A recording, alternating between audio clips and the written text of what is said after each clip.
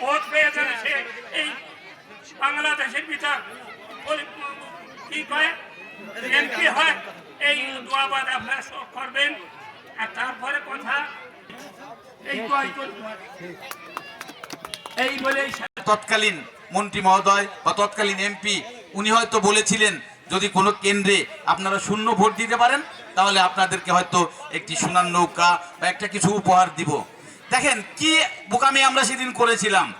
এই 400-500 এই শীতের রাতও এত মা বোনেরা, এত মুরব্বিয়ানরা, এই অঞ্চলের এই গ্রামের মানুষ আমার সামনে আপনাদের প্রতি কৃতজ্ঞতা জানাই।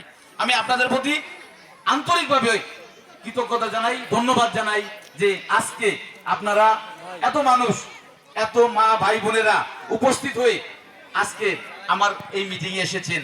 এজন্য বন্ধুরা আমার, সত্যি করে বলতে আমি আজকে যখন আমার জীবনে প্রথম আজকে আমার এইখানে আসা, এই মাঠে আসা, আমার একটা ধারণা ছিল যে আমাদের সাবেক মন্ত্রী মহোদয়ের বাড়ি এই ইউনিয়ন তথা পাশের ইউনিয়নে হয়তো আমার আসতে হবো, কিন্তু আমার এখানে আসতে কিন্তু সত্যি আমার মনে হয়েছে যে এই রাস্তাগুলো আরো উন্নতি হলে ভালো হতো।